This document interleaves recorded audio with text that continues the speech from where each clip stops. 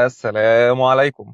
كل سنة وانتم طيبين. رجعنا لكم تاني وحلقة جديدة من سلسلة شخصيات في الإسلام. اتكلمنا في الحلقات اللي فاتت عن بداية الدولة الإسلامية وعن الرسول الكريم وعن السيدة خديجة الداعم الأول والسند للرسول على مدار 25 سنة. النهاردة هنتكلم عن صحابي جليل اللي نقدر نقول عليه ابن الحسب والنسب حرفيا، وهو النعمان بن مقرن اللي كان أمير القبيلة بتاعته اللي كانت قريبة جدا من المدينة المنورة. الدعوة في البداية كانت مقتصرة على مكة بس وعلى القبائل اللي بتيجي تحج، لحد ما حصل البيعة الأولى والتانية بعد 13 سنة من البعث اللي أسلمت فيها بعض القبائل الكبيرة ليها شأن زي الأوس والخزرج. وبعدها هاجر الرسول الكريم وصحابته إلى المدينة، وهنا الدعوة اتخذت اتجاه انتشار أكبر من مكة. وهنا بقى كان من أول القبائل اللي دخلت في الإسلام بعد الهجرة قبيلة سيدنا النعمان. اجتمع النعمان مع القبيلة بتاعته واتكلم معاهم وقال لهم احنا ما نعرفش عن الرسول محمد إلا كل خير، وما سمعناش عن الدعوة بتاعته إلا كل رحمة وإحسان وعدل، فإيه اللي مأخرنا عنه؟ وخطب فيهم أنا قررت أروح المدينة بكرة وأعلن إسلامي، فاللي عاوز يجي معايا يجهز من دلوقتي. وفعلا خد قومه وراحوا المدينة وقابلوا الرسول، والرسول رحب بيهم وأعلنوا إسلامهم في وقت مهم جدا جدا، وفرحة المدينة وأهلها. ودي كانت أول وأكبر قبيلة وبيت من بيوت العرب يدخلوا مرة واحدة في الإسلام، وكانوا 11 أخ و400 فارس. كانت ضربة موجعة لقريش وخسروا حليف كبير وهو بيت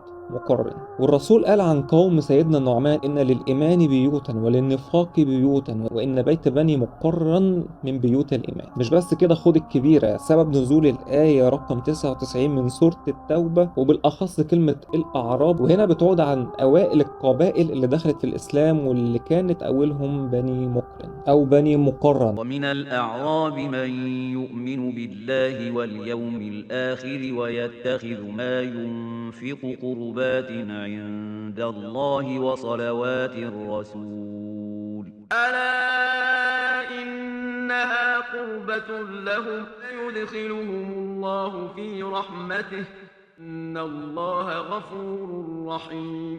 فسبحان الله، ربنا أعزهم بالإسلام من قبائل وعشائر في الجاهلية لناس ليها فضل وشأن في تاريخ 2 مليار إنسان. سيدنا النعمان شهد مع الرسول كل الغزوات، كان فارس شجاع شديد البأس، ولما توفى الرسول عليه الصلاة والسلام كان خير السند وداعم هو وعشيرته لصديق رسول الله أبو بكر الصديق. والتاريخ يا جماعة بناء هندسي، كل أساس بيسلم أخوه. فتنة الردة كانت ممكن تأثر بشكل كبير على الدعوة وانتشارها، وسيدنا النعمان وعشيرته شاركوا في حروب الردة، والحمد لله تم القضاء عليها برجال الإسلام الأشداء. وفي عهد الفاروق عمر كان له من المواقف كتير، وشهد حروب ومعارك ضخمة، منها مثلا قبل موقعة القادسية كان على رأس الوفد اللي راح لقائد الفرس عشان يدعو للإسلام، وكان له من البلاغة ومن الخطابة والأسلوب إبداع بين الشدة واللين. وقامت معركة القادسية وانتصر المسلمين فيها في واحدة من أهم المعارك اللي بينت بأس وقوة المسلمين للفرس اللي ما كانوش يتوقعوا إن العرب بالشكل ده أصلا. وبعد المعركة ديت الفرس حشدوا 100,000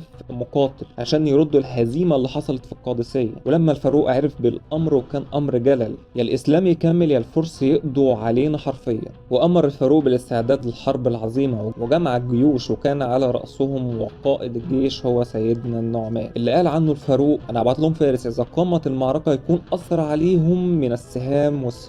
والمعركة اللي أنا بتكلم عليها يا جماعة كانت معركة نهاوند أو فتح الفتوح، وهي من أعظم المعارك في التاريخ الإسلامي واللي غيرت شكل التاريخ كله. والحلقة مش هتكفي طبعا عن الحديث عن تفاصيل المعركة، لكن يكفي القول إن سيدنا النعمان كان على أول الصفوف، ورغم إن عدد الفرس كان تقريبا 3 أضعاف المسلمين، لكن بشجاعة المسلمين والقائد بتاعهم شقوا جيش الفرس حتى استشهد سيدنا النعمان في المعركة، وانتصر المسلمين في الآخر وانتهت الدولة الفارسية الساسانية. وعارفين ليه أنا قلت عليه ابن الحسب والنسب؟ سيدنا النعمان كان أمير مش ناقصه أي حاجة عشان يدخل الإسلام ليها أو يدخل الإسلام لهدف مادي. لكن هنا بتيجي حاجة مهمة جدا. كلم الله سيدنا موسى في أحد الروايات إنه سأل ربنا كلمني يا رب عن رضاك عن عبدك، فكان رد ربنا إذا رأيتني أهيئ له طاعتي وأصرفه عن معصيتي. حقيقي الحديث ملوش مصدر قوي قوي عندي، لكن أنا بشوفه حقيقي جدا. كم مرة أنا وأنت وهي ربنا بينجينا من فعل غلط، بتبقى مرتب نفسك هتعمل الحاجة ديت وعارف إن هي حرام، وفجأة بتحصل حاجة ربنا بيعصمك منها. وهنا عندنا حب ربنا لعبده، ربنا شايفنا من جوه وعارف مين فينا يستاهل يبعد عن الغلط وعن الحرام. والصحابي هنا ربنا اختاره انه يرضى عليه هو و410 فرد يدخلوا الاسلام، ومش بس كده، ده يبقى ليهم شأن ومكانة كبيرة، وبعد 1400 سنة بنتكلم عليهم النهارده. فالشاهد من الكلام يا جماعة، لما تجيلكم الفرصة وربنا يرضى عليكم ويصرف عنكم الغلط، استغلوا الفرصة وامسكوا فيها، وافهم ان ربنا بيحبك وراضي عنك. ولو بتعمل الغلط ما تقولش ربنا مش بيحبني، بالعكس ربنا عاوزك تطلب الرضا منه، وهو قادر يعصمك ويحميك. اللهم صل وسلم وبارك على سيدنا محمد. وبكده نكون خلصنا حلقة النهاردة من شخصيات في التاريخ الإسلامي. لو عجبكم الفيديو ادعمونا بلايك وشير. كنتم مع مصطفى علي خليفة وحكاوي الخلفاوي، والسلام عليكم.